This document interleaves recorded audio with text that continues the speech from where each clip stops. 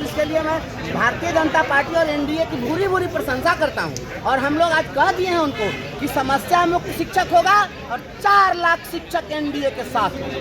यह हमने नारा लगा दिया है और कहा है कि हमारी आपसे कोई दुश्मनी नहीं है, देते भी हैं आप। और आपको कारण यही है कि आप जिस प्रकार से बच्चा को दूध थोपी मार दीजिए और मिठाई खिलाइए, वो बच्चा आपका ऑब्लिगेशन नहीं मानता, उसी प्रकार से प्रताड़ित भी करते हैं। तो प्रताड़ना का जो दौर है और विभाग में जो एक मोगेम्बो आ गया है कि मोगेम्बो का मोगेम्बो गिरी बंद करिए, अब वो सब कोई जान रहा है कौन है मोगेम्बो।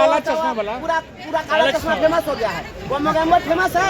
और मोगेम्बो के खिलाफ हमने चार्जशीट फाइल किया है कि जितने भी आज तक के कुछ काम है और कुछ कारनामे हैं। काम कम है और कारनामे बहुत है। कारनामों को किस पे फाइल किए? मोगेम्बो पर हमने चार्जशीट फाइल किया है, सबको पता है। बीजेपी को दिया है। आज बातचीत हुआ, बातचीत में सारी मांगों पे बातचीत हुई है, सभी मुद्दों पर बात हुई है। और वो अब चूंकि इसके पहले उन्होंने कुछ जो आप लोग कह रहे थे स्थानांतरण का बात था, बिल्कुल उस पे क्या हुआ? स्थानांतरण का मुद्दा उन्होंने स्वयं कहा है, अपनी ओर से उन्होंने कहा है कि यह आपका संवैधानिक अधिकार है। उन्होंने खुद कहा है जब तक ऐसी व्यवस्था ही नहीं थी तो निश्चित रूप से लोगों का परिवार उजाड़ने से क्या होगा।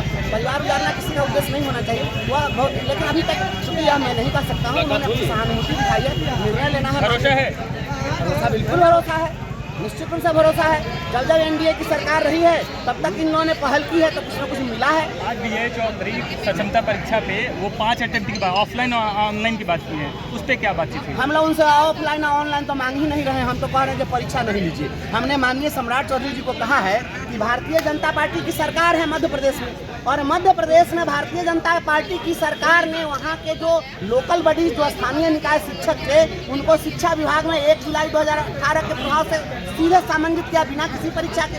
तो आपकी एक जगह सरकार अगर बिना परीक्षा के सामंजित करती है तो दूसरी जगह आप ही की सरकार परीक्षा क्यों लेगी? और यह परीक्षा कैसे मान ले कि अंतिम परीक्षा हो जाएगी? अभी तक दक्षता परीक्षा, पात्रता परीक्षा, डीएलएड परीक्षा, बीएड परीक्षा, दिस परीक्षा, दैट परीक्षा, अग्नि परीक्षा, वायु परीक्षा, जल परीक्षा, कितनी परीक्षा ये? और दक्षता परीक्षा का मतलब होता है, दक्ष का मतलब क्या होता है? Highly expert.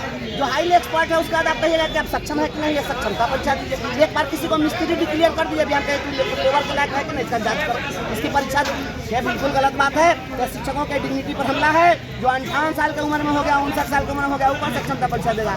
पोता और दादा एक साथ परीक्षा देगा? अरे किसी की भी कोई गरिमा होती है? जब माननीय मुख्यमंत्री जी सदन के अंदर बोलते हैं तो जो उनके बेटा से भी छोटे उम्र के विधायक है तो कहते हैं कि अपने बाप से पूछो, फिर भी कोई बुरा नहीं मानता है। क्यों? वह हमारे ज्येष्ठ श्रेष्ठ हैं।